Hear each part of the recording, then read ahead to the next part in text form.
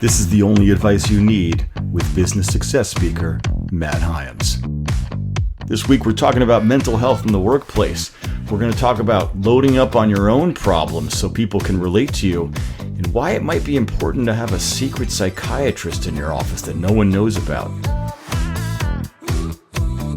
All right, let's do this.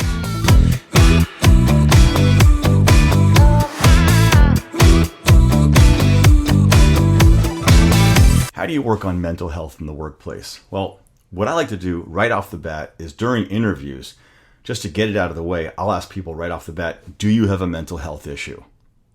And in meetings, I'll get everyone together and say, by a show of hands, who's depressed? Now, here's the catch. If you're a leader, you have to make yourself vulnerable first. If you want people to feel comfortable by raising their hands, then you have to be the first one to come out with your own mental health struggles. Otherwise, no one's going to feel comfortable coming to you. So you have to also have mental health struggles so they know that they can relate to you and they know that you're going through the same kind of thing. So immediately, I'll raise my hand in meetings and I'll say, I'm suicidal, who's with me? Then I take everyone who raised their hand into another room and I let them know that I'm not actually suicidal. And I say to them, but now that I know that you are, let's work on that. And fast. So you have to be the first one with the mental health issue in your company if you are a leader. And if you're not a leader, you still need a mental health issue if you want anyone to talk to you. So you're going to have to figure out a way to get some. So you have to tell everyone, I have mental health issues. If you feel uncomfortable with a company-wide meeting, say, and you're a leader, and you're more of an email person, then send a mass email to everyone in the company and make the subject, I have mental health issues. How about you? And you add a little fun emoji like a dancing woman in there with a red dress just to make it light. People will like that. As a leader, you need to have all of the mental health issues first. And if you don't have any mental health issues, then you need to get one because you're not going to be able to relate to your people unless you have a mental health issue too. I'm sorry to keep repeating that, but it's very important. So if you're not feeling anxious, then you got to figure out a way to get anxiety into your system. So for instance, you could take speed to increase your anxiety levels. Find someone with Ritalin or some kind of speed. Ask your doctor to prescribe something for you, and then start taking that and start feeling that anxiety. And then watch your productivity soar.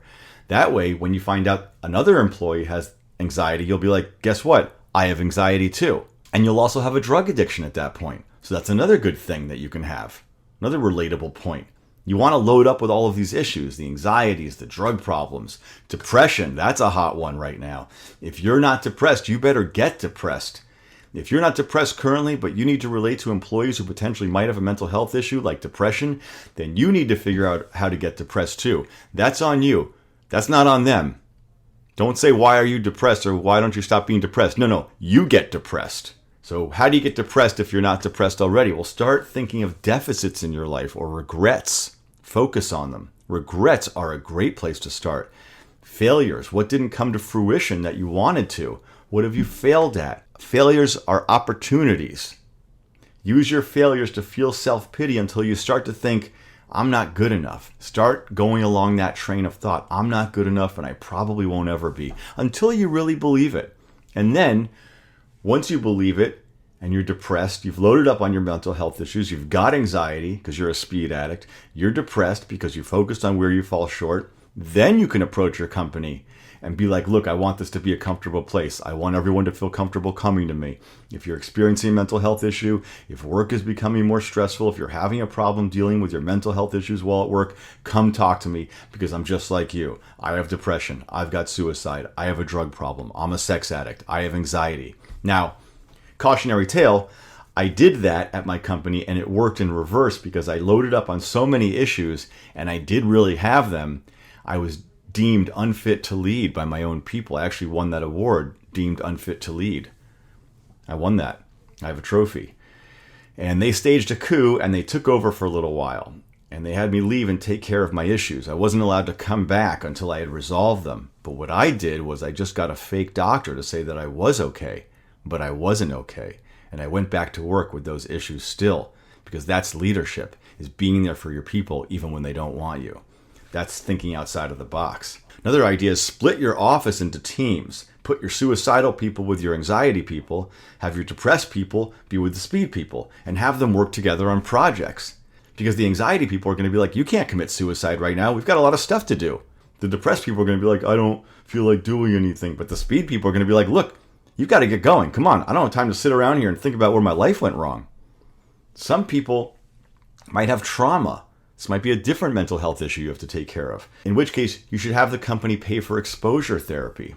To give you an example, when the pandemic was over and we returned to work, many of my employees had trauma from the pandemic. So what I did for them is I put them in a room full of bats and pangolins.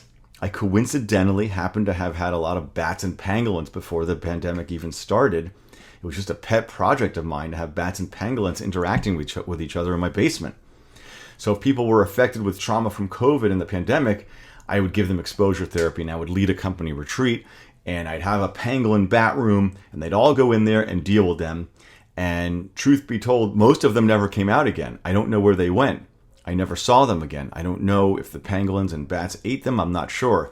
Some of them learned to eat the bats and pangolins themselves. They just started eating them raw, which wasn't something I expected. Those were some of the stranger employees in the company. But that strange mind of theirs used to come up with a lot of innovative ideas. And they continued to have innovative ideas after eating the pangolins because they had sort of that pangolin blood running through their system so they could think differently. They had a pangolin mind and their hearing improved, which was unexpected. I ended up getting shut down by a health inspector. They said, this isn't Wuhan. You can't have a pangolin bat room for your company retreat. I said, why don't you get with the times, pal? I'm leading a retreat on psychological and emotional safety and emotional well-being, therapy for people who have post-traumatic stress from the pandemic. And you would know that if you knew anything, but you don't. And they didn't take that as a viable excuse, so I did have to shut that room down. I was able to ship all those bats and pangolins overseas to China, though. I found a Chinese buyer, and I hear that they're doing great, those bats and pangolins now, so I'm happy to hear that. Anyway, that's an example of how you can provide exposure therapy to the people in your company who are suffering from trauma. You can help treat your people if you have the right resources. Another tactic I used to deal with mental health in the workplace is similar to how the airplane industry uses those secret air marshals on planes. They have those secret federal marshals on the plane and nobody knows who it is. Well, similarly, on every work team in my company, I place a secret psychiatrist on the team, and they're secretly analyzing them, and no one knows who it is, which is always surprising to me because sometimes a team member would say, I figured out a way we can maybe increase sales and attract more customers. And another team member would say, do you have a good relationship with your mother? And that, of course, was the secret psychiatrist. And I thought it would be obvious, but no one would catch on. So I kept using them. In that particular meeting, the first team member said, no, I don't have a good relationship with my mother. And the secret psychiatrist said, yeah, I can see that. And they ended up taking some time off and going to deal with those issues with their mother, who I believe they live with now. And it's gotten to be sort of a Grey Gardens situation. But they needed to go through that. In another meeting, an employee said, our customer retention is down, at which point I gave a subtle nod to the secret psychiatrist that it was go time. And the secret psychiatrist said, tell us about the first time you felt uncomfortable with your body. And the employee said, why are you asking me this? And the psychiatrist said, because your customer retention focus seems to come from a place of physical discomfort with yourself. And then we all just turned and waited for them to answer. The room was dead quiet, but we were really interested to hear what came next. But they didn't answer. They never did, because it turned out the psychiatrist was right. This person was uncomfortable with their body, and they had to leave the room, and we never saw them again. And I can only assume that was a transformative moment for them. And I have other news for you too. We didn't have a customer retention problem. It was all about this person's discomfort with their own body that made them focus on customer retention. Now, side note, you do have to provide mental health and support in the workplace because that's the progressive thing to do as a leader. That's leadership. But another good thing is that once you get all these depressed people help, a lot of them are going to find that they were only working at your company because they were role-playing mental health issues from their childhood with you and the company. So they'll probably end up leaving. And once they do, then your company's really going to work because actually depressed people aren't great to have in a company. So the only way out is through. So yes, help them, but also if they leave, even better. Because who needs a company full of depressed people?